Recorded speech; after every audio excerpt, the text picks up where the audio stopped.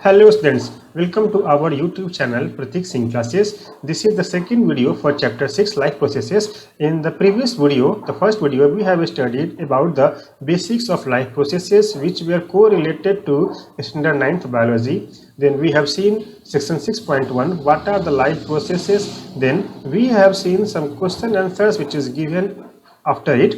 Okay, as you can see, these questions we have seen. Now in this video we will start from section 6.2, that is about nutrition. But before we start our today's video, let me request to all of you once again that if you are new to my channel, please subscribe it now and hit the bell icon for all notifications. Fine, so let us start our today's video tutorial. Nutrition. What is the meaning of nutrition? Okay, what is the need of nutrition? What happens because of it? When we walk or ride a bicycle, we are using up the energy stored in our body.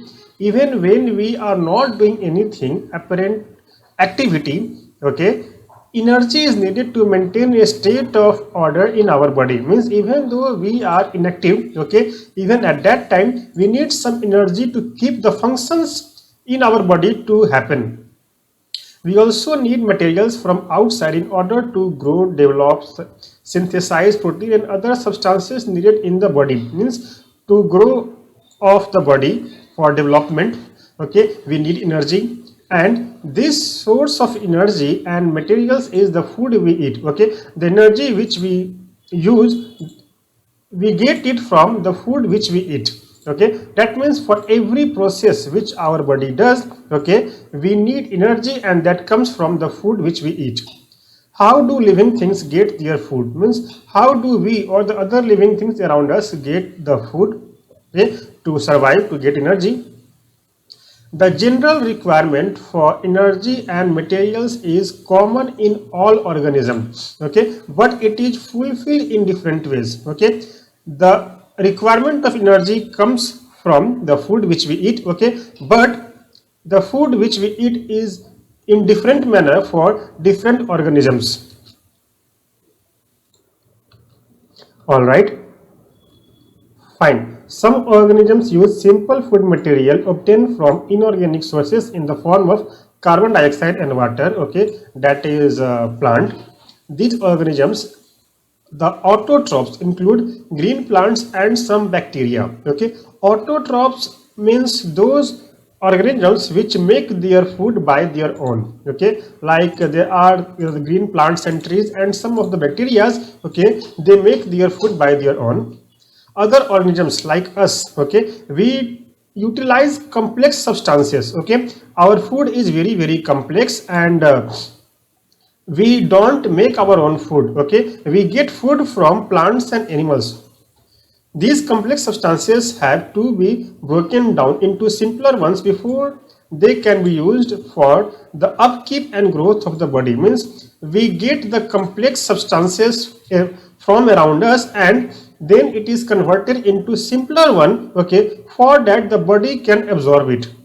To achieve this, organisms use biocatalysts called enzymes. Okay, whenever we eat anything, the enzymes being secreted in our body, they convert those complex substances into simpler substances, and thus the body is able to absorb it and use it to do the work.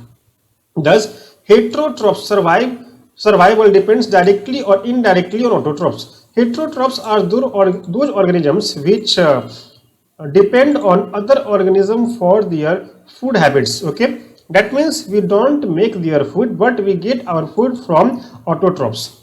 Okay, heterotrophs means us, and also includes animals and fungi, because animals also they get their food either by other animals or ultimately by plants and trees, from plants and trees. Now coming to section 6.2.1, that is autotrophic nutrition.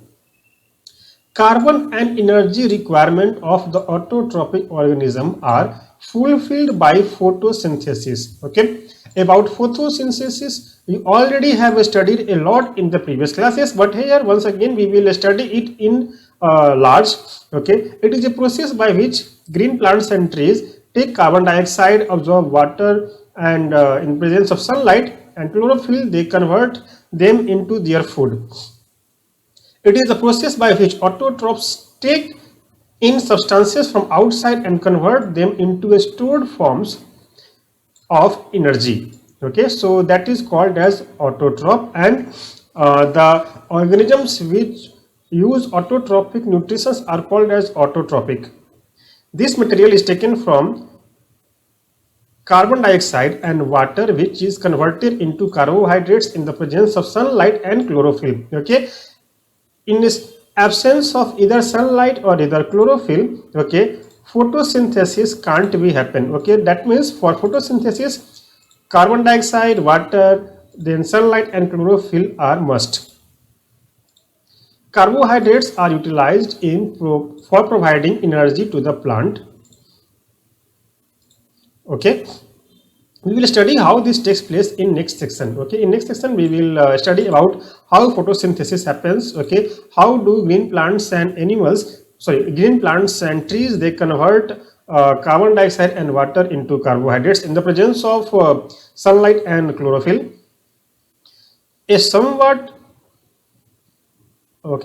The carbohydrates which are not used immediately and stored in the form of a starch, which serves as the internal energy reserve to be used as and when required by the plants. Means there will be some food which is made by the plants which is not utilized by the plants and trees at the same time, rather than it is stored for the future needs. Okay, and it is stored in the form of a starch.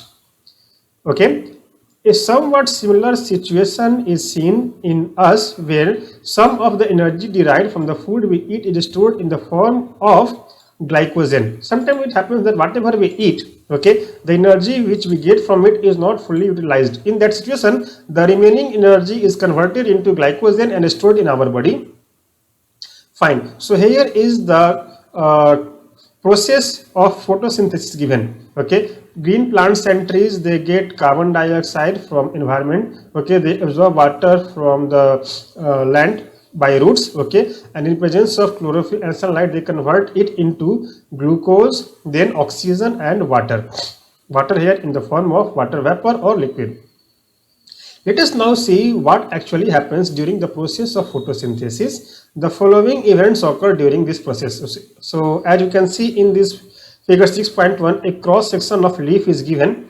Okay, as you can see here, chloroplast, air spaces, guard cell, then water's cuticle, upper epidermis.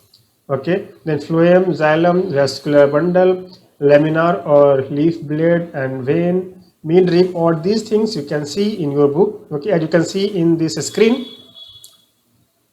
Okay, fine. So let us try to understand what really happens in the process of photosynthesis. All right, the first one, absorption of light energy by chlorophyll. Okay, so what really happens there is the chlorophyll available in the green leaves, they absorb light energy, the sun's light. Okay, then the light energy is converted into chemical energy, and water molecules are being splitted into hydrogen and oxygen. And the third one is reduction of carbon dioxide to carbohydrates. Okay, what really happens here is that in these three processes, it doesn't need to happen one by one or in the given phase or in the given manner. Okay, any one can happen first. Okay, and the other can happen to the last. Okay, for example, desert plants take up carbon dioxide at night, okay, and prepare an intermediate which is acted upon by the energy absorbed by the chlorophyll during the day. So, and in the case of desert plants, what really happens there is the leaves, the chlorophyll present in the leaves will absorb light energy during daytime, and the carbon dioxide absorbed by them at the night time will be converted into carbohydrate. Okay, so a long and different process happens in the case of desert plants and trees. Let us see how each of these components of the above reaction are necessary for photosynthesis. If you carefully observe a cross section of a leaf under the microscope, you will get the figure as given in section as in figure 6.1.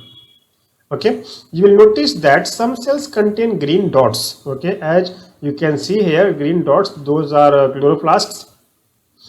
These green dots are cell organelles called as chloroplasts, which contain chlorophyll. Okay, let us do an activity which demonstrates that chlorophyll is essential for photosynthesis. Okay, and activity 6.1 is given. Okay, as you can see in figure 6.2, variated leaf regarded leaf before and after a starch test. Okay, so as you can see, before it was blue in color and after it becomes before it was green in color and afterwards it becomes blue. Fine, take a plotted plant with variegated leaves, for example money plant or crotons. Keep the plant in dark room for 3 days so that all the starch gets used up. Okay, so as already I have said you that the food which is not used by the plant get converted into the starch, and it is being stored in different parts of the plants. Okay, like leaves, branches, stems. Okay, so here if you keep the live plant in dark, okay, all the starch available in the leaf, okay, will be consumed by the plant. Keep the plant in dark room for 3 days so that all the starch gets used up. Now keep the plant in sunlight for about 6 hours. So again what will happen there is the chlorophyll available in the leaf will trap the sunlight and will start making carbohydrates. Pluck a leaf from the plant, that is after 6 hours. Make the green areas in it and trace them on a sheet of paper.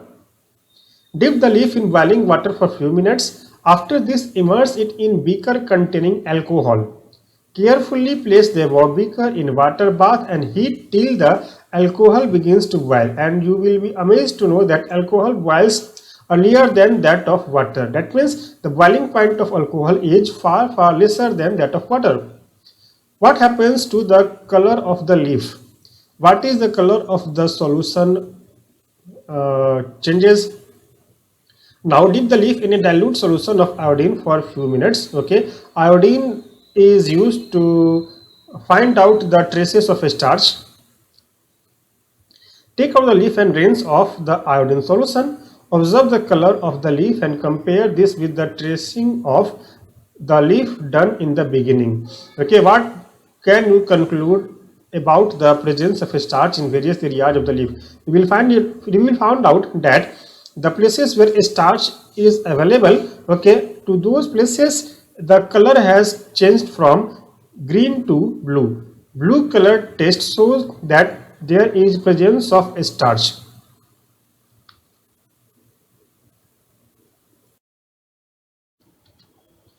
Now let us study how the plant obtain carbon dioxide. Okay, in previous class, in class 9th, we have talked about stomata. Okay, stomata are the pores, okay, in between the leaves. Okay, as you can see in figure 6.3, an open and a closed stomata pore. Okay, which these are the tiny pores present on the surface of the leaves. Massive amounts of gaseous exchange take place in the leaves through these pores for the purpose of photosynthesis. Okay, that means the carbon dioxide being absorbed by the green plants and trees from atmosphere happens from this stomata, and also the oxygen which it makes comes out from these stomatas. But it is important to note that the exchange of gases occurs across the surface of the stems, roots and leaves as well. Okay, so not only from the stomata available on the leaves but also from the surfaces of stems and roots. Okay, from there also exchange of gases happens. Since large amounts of water can also be lost through these stomata, the plant closes these pores when it does not need carbon dioxide for photosynthesis. Okay, photosynthesis doesn't happen at night time, so at night time these stomatas are closed. Okay, and it helps in the preservance of water, okay, in the plants for a long time. The opening and closing of the pore is a function of the guard cells. Okay, the guard cells swell when water flows into them, causing the stomata pore to open. Similarly, the pore closes if the guard cell shrinks. Okay, and in that way, the exchange of gases and water happens. Now, coming to activity 6.2, how can we find out that something is coming out from plants and trees? Okay, Suppose we have to find out whether water is coming out from the plants and trees or not. Okay, we can do this activity, and this is too much interesting. I also have done this when I was in class 6th. Okay, take two healthy plotted plants which are nearly the same size as you can see here. Okay, in figure 6.4. Keep them in a dark room for 3 days. Okay, in that situation what will happen is, okay, all the starch stored in the plants will be consumed up, most of them. Okay, because during dark such conditions the plants will not do photosynthesis and it will consume the energy stored in it for living. Now place each plant on separate glass plates. As you can see, place a watch glass containing potassium hydroxide by the side of one of the plants. As you can see in figure 6.4a, the potassium hydroxide is used to absorb the carbon dioxide there. Okay, cover both plants with separate bell jars as given in figure 6.4. Okay, so that the air outside will not enter and also the air from inside the jar will not go out, cannot escape. Use Vaseline to seal the bottom of the jars to the glass plate so that it becomes airtight. Okay, keep the plants in sunlight for about 2 hours. Pluck a leaf from each plant and check for the presence of starch as in the above activity. Do both the leaves show the presence of same amount of starch? No, okay, because in the first one the carbon dioxide available was already absorbed by this potassium hydroxide. Okay, in second one we haven't kept any potassium hydroxide, so there was carbon dioxide available. Okay, what can you conclude from this activity? Okay, we can conclude that carbon dioxide is needed for photosynthesis. Based on the two activities performed above, we can design an experiment to demonstrate that sunlight is essential for photosynthesis. Okay, earlier we have seen that carbon dioxide is essential for photosynthesis. Then we have seen that starch is available, okay, in green plants and trees, green leaves. Okay, that is we have demonstrated that chlorophyll is essential for green plants and trees. Okay, now coming forward, but they also need other raw materials for building their body. Okay, water used in photosynthesis is taken up from the soil by the roots in terrestrial plants. Other materials like nitrogen, phosphorus, iron and magnesium are taken up from the soil in very small amount. Okay, and these are the nutrients for the plants and trees. Okay, as our body needs a lot of different types of nutrients, likewise plants and trees also need different varieties of nutrition. Okay, nitrogen, phosphorus, magnesium, iron are among some of them. Nitrogen is an essential element used in synthesis of protein and other compounds. Okay, and all the pulses contains very high amount of protein. That means when the pulses are being made in the plants and trees, okay, it needs very high amount of nitrogen. This is taken up in the form of inorganic nitrates or nitrites. Okay, how does it happen? We will study about this in later sections.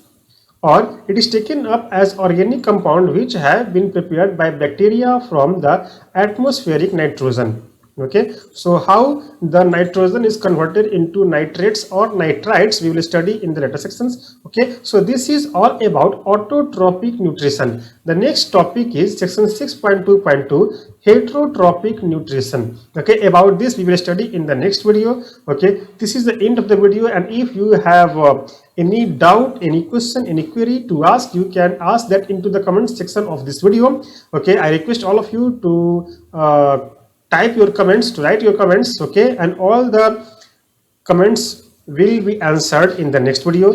Till next video, take care of yourself. Bye bye.